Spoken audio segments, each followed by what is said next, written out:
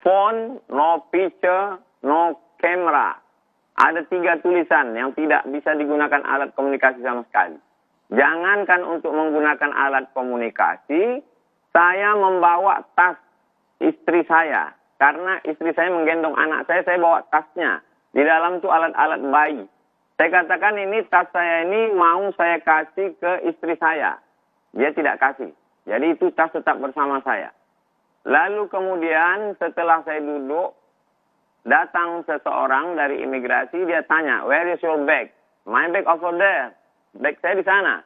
Lalu dia tanya, this bag, my wife's bag. Ini istri saya punya, alat-alat bayi.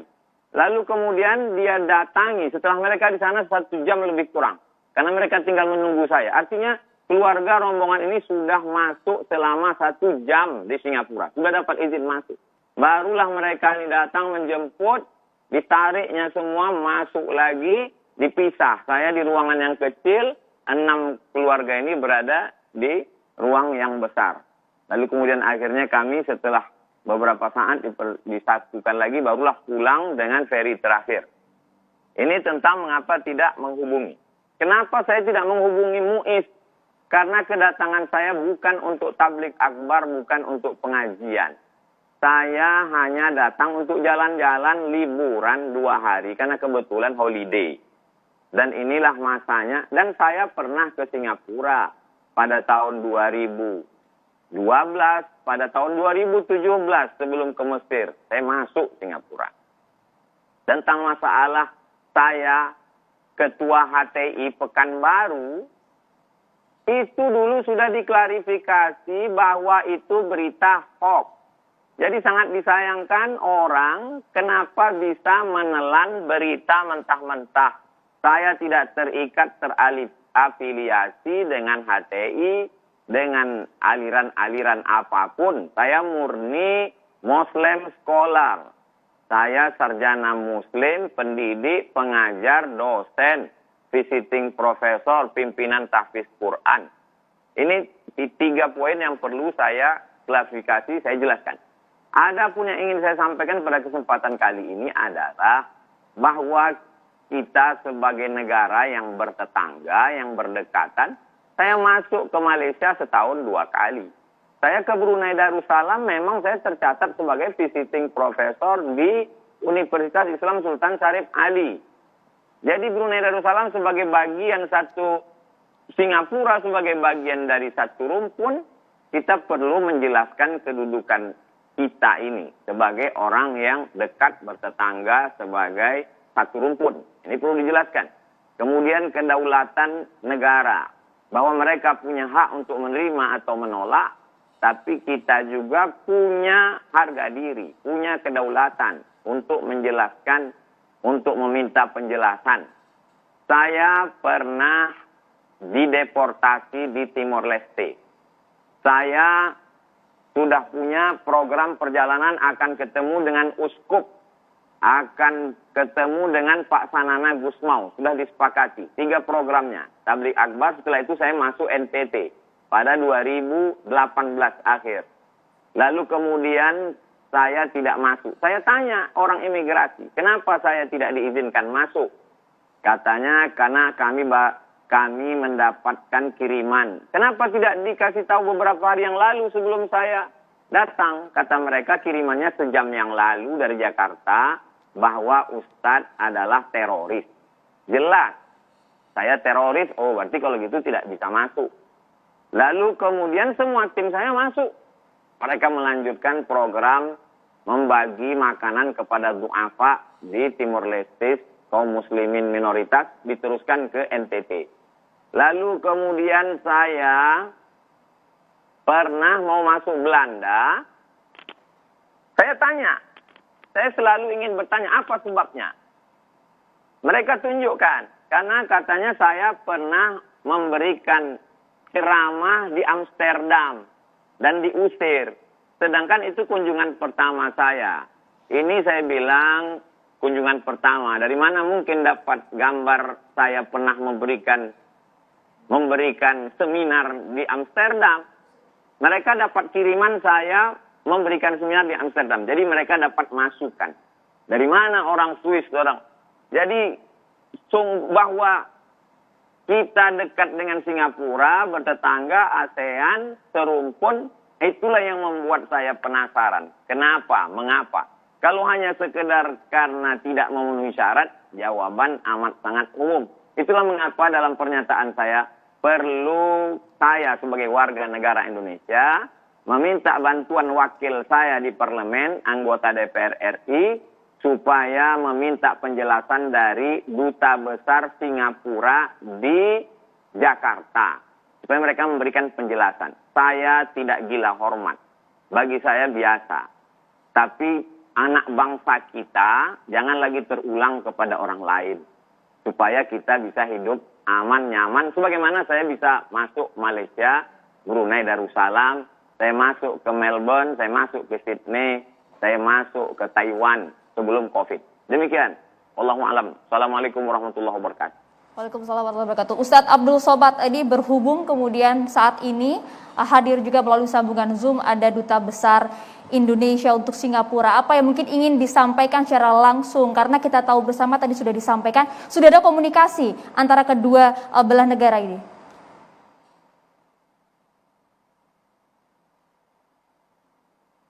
Silakan Ustadz.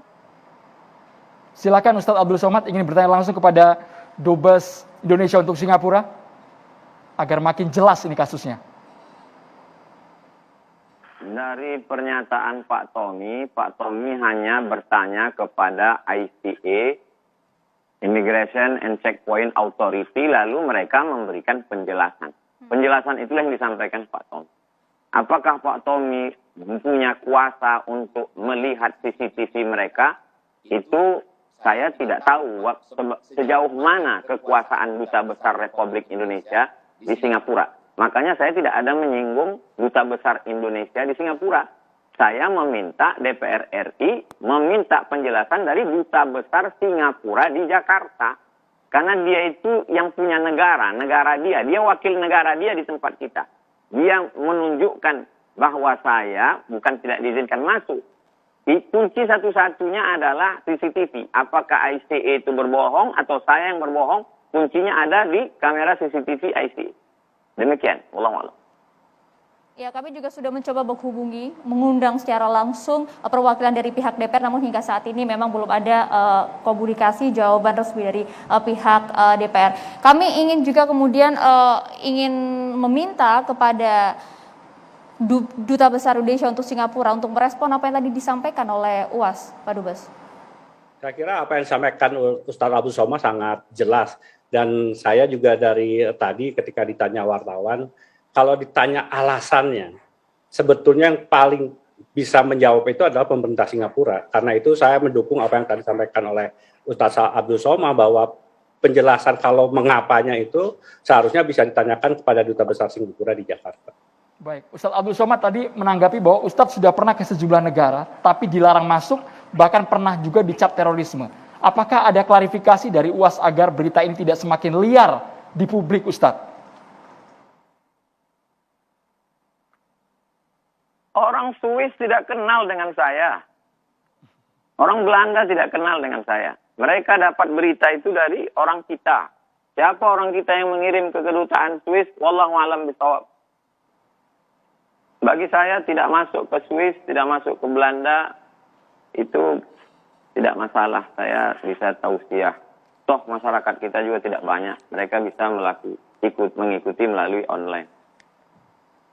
Baik, tapi khusus untuk Singapura, apakah ada perlakuan yang sampai sekarang tidak Anda terima? Terlepas Anda tidak boleh masuk ke Singapura. Ada perlakuan dari anggota atau petugas imigrasinya di pelabuhan yang tidak mengenakan Anda dan keluarga? Ada 3 catatan. Yang pertama, dia tahu saya membawa bayi. Anak kecil umur 4 tahun, bayi umur 3 bulan. Secara manusia, maka saya tulis, mereka ini kenapa menjadi robot? Ternyata setelah saya baca-baca, masyarakat terlelah di dunia ini adalah orang Singapura. Mungkin mereka ini terlalu lelah, sampai tak bisa lagi membedakan mana bayi, mana manusia. Selama 4 jam itu, saya gendong anak saya itu di jendela jeruji besi itu. Untuk menunjukkan ke mereka bahwa kami ini lelah, pengap. Tak ada yang bisa diajak berbicara.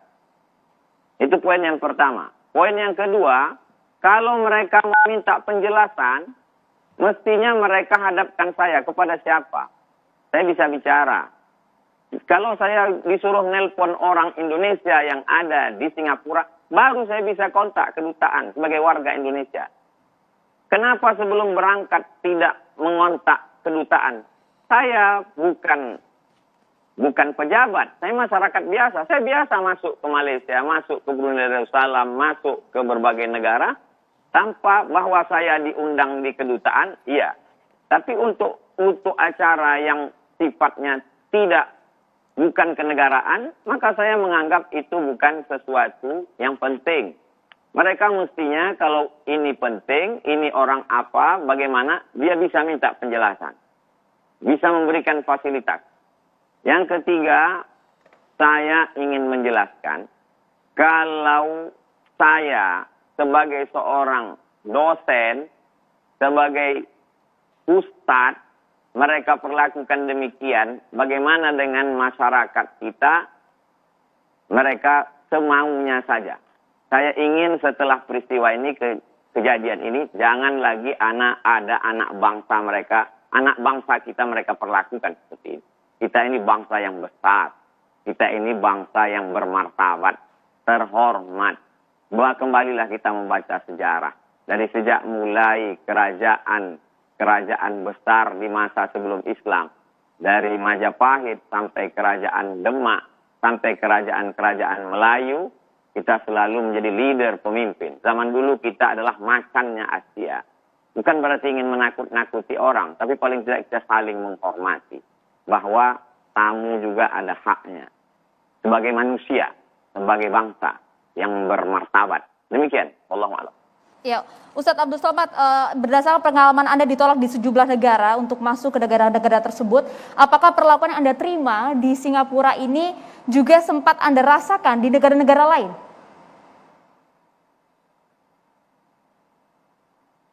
Saya di Timur Leste dikasih makan, dikasih minum. Saya di Swiss tidak lama. Begitu sampai, langsung mereka kasih stempel, langsung naik pesawat yang membawa itu juga langsung pulang. Tak terlalu berbelit-belit. Saya tidak menyangka bahwa negara yang sedekat itu, yang sama dengan kita, dibuka biji mata kita dari Riau ini nampak Singapura. Kenapa dia memperlakukan kita seperti itu? Baik Ustadz, di sini ada Prof. Irfan Idris yang ingin bertanya langsung. Silakan Prof. Irfan Idris. Baik, Ustadz Samad dan Bapak Duta Besar Singapura, Duta Besar Indonesia di Singapura. Ya, sebagaimana dijelaskan tadi bahwasanya melindungi segenap bangsa Indonesia dan seluruh tumpah darah Indonesia, itu merupakan langkah diplomatik yang sudah direalisasikan oleh Bapak Duta Besar kita di Singapura. Namun demikian, agar tidak masuk angin dan tidak muncul spekulasi-spekulasi yang lain di luar dugaan kita, mungkin kita menunggu konfirmasi pasti dan jelas dari Bapak Dubes berapa lama kira-kira nota diplomatik ini akan dibalas untuk menjawab not eligible tadi itu, karena pertanyaan kita semuanya sama ini. Apa jawaban dari not eligible itu? Saya kira demikian. Bisa langsung dijawab Pak Dubes? Ya, kalau surat tadi sudah kami kirimkan, sekali lagi kami tentunya memahami ASEAN di Singapura berada di bawah Kementerian Dalam Negeri. Tentunya dari Kementerian Luar Negeri akan berkomunikasi dengan Menteri Dalam Negerinya untuk mendapatkan penjelasan resmi dari ASEAN. Apalagi tadi Ustadz sudah menyampaikan sebetulnya ada rekaman videonya yang bisa dijadikan acuan, dan tentunya baru kemudian jawaban itu akan disampaikan Kementerian Luar Negeri kepada kami. Jadi sekali lagi kami sudah mengirimkan surat dan kami menunggu jawaban dari pihak pemerintah Singapura. Baik, Ustadz Abdul Somad, singkat saja, apakah setelah kejadian ini Anda tidak akan pernah lagi datang ke Singapura, kapok seperti itu diberlakukan seperti kemarin tanggal 16 Mei? Saya punya ibu saya punya ayah, itu kakaknya di Singapura. Jadi Singapura itu bagi kami orang Melayu adalah tanah Melayu. Kerajaan namanya sebelum pecah, hancur, lalu pindah menjadi Kerajaan Tomasek. Jadi bagi kami orang Riau ke Singapura itu adalah ke negeri kami. Jadi kalau hanya karena pemerintah Singapura saya tobat untuk datang ke Singapura, bagaimana mungkin saya tidak menginjakkan kaki saya ke tempat nenek moyang kami? Kami masih serumput, masih suku. Saya pun datang mau menunjukkan ke anak saya, ke keponakan saya, inilah masjid orang Melayu di Kerajaan Tomasek. Akhirnya Kerajaan Tomasek hancur, lalu kemudian pindah ke suatu tempat yang disebut dengan Malaka. Akhirnya Malaka hancur, pecah menjadi Johor. Salah satu dari pecahan Johor itu adalah Siak Seri Indrapura. Kami di Riau, rumpun kami. Saya akan datang. Kalau masyarakat mengundang saya, tausiah, saya akan datang. Saya akan urus ke MUIS, Majelis Ulama Islam Singapura. Saya ketika kuliah di Malaysia, satu kelas dengan orang Singapura. Sama-sama satu kelas, sahabat saya. Dia kerjanya mengawas makanan halal di tempat potong ayam. Sama-sama S2 di Universiti Kebangsaan Malaysia. Saya akan jenguk sahabat saya, kawan saya. Tapi ini masalahnya kan saya bukan mau tausiah. Saya datang ini mau jalan-jalan. Kenapa mereka perlakukan demikian? Demikian. Baiklah Ustadz, kami juga ingin dengar nanti respon dari beberapa narasumber kami yang juga hadir secara langsung di studio ini. Tapi kita tahan dulu, kami akan kembali untuk Anda sesaat lagi.